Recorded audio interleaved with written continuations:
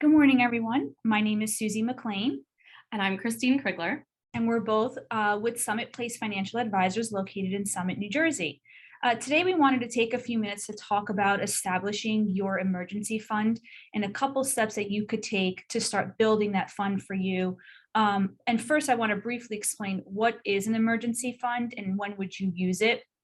Typically, they're funds set aside used to cover unexpected expenses, to provide support in the event of a financial jam.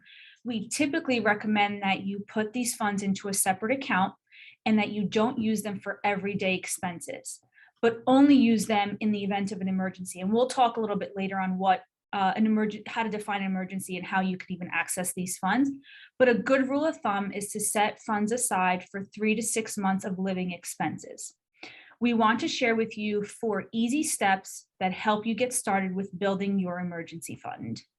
So, one of the easiest ways to start building your 6 months or so of savings into an emergency fund is to actually have an automatic deposit come out of your paycheck every month, or either twice per month, or whatever it is that whenever you're receiving it, or whatever you're comfortable with. Sometimes it can feel a little overwhelming to think that you need to build up a significant amount of savings.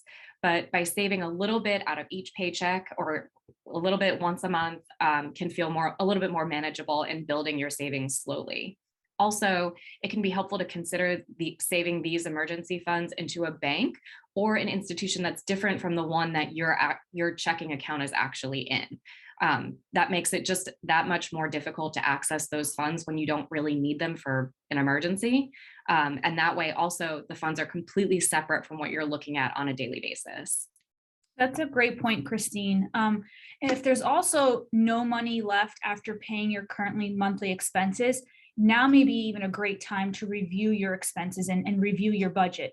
Are there monthly expenses that you can trim or eliminate and use the extra funds to build this emergency fund? And also thinking about how much are you currently spending on eating out or that daily coffee stop. Start by eliminating the easy ones. Setting unrealistic goals only sets you up for failure, and we don't want that. And neither of these is the road to success if you're saying, I'm going to do this, and then you don't follow up. So we want to start small so it feels comfortable and easy to achieve. Absolutely. And if you've taken a look at your expenses and, trimmed as much as is possible, but it's still not quite enough to get that savings fund, emergency fund together, another option is to add funds to your fund by saving your tax refund.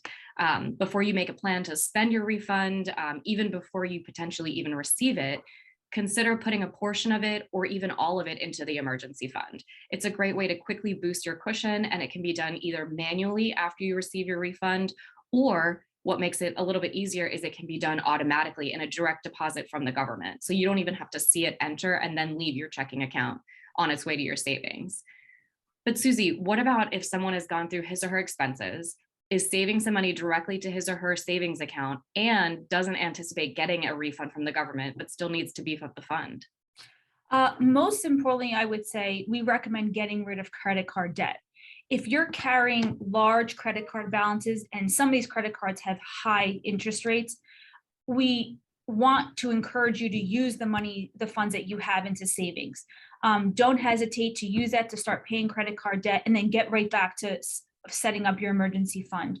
You want to manage paying down debt while also dealing with you don't want to be managing paying down credit card debt while also dealing with a financial emergency. And I think a lot of people saw this in early COVID and layoffs, where now it's, wait, where do I go first?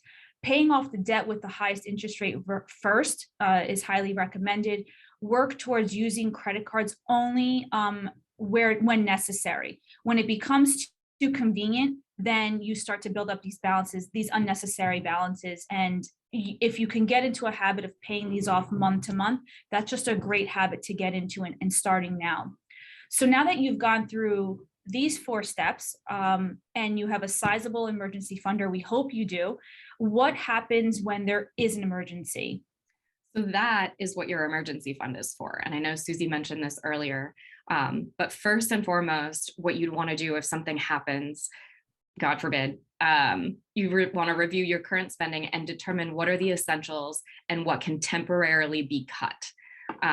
Secondly, if you have credit or loan debt, make sure to pay the minimum balance to maintain your credit rating and avoid debt collectors. But if you're truly struggling with paying bills, you can contact the creditor, discuss a payment schedule, figure out a new minimum payment potentially, or at least, or maybe even get a courtesy refund of any late fee that you incur while figuring things out. But once you've reviewed your expenses and you have your debt kind of under control, you can determine how much of your emergency fund you will need to use until things get better. Thank you, Christine. We really hope that you found this to be helpful. If any of this sounds overwhelming, or where do I start?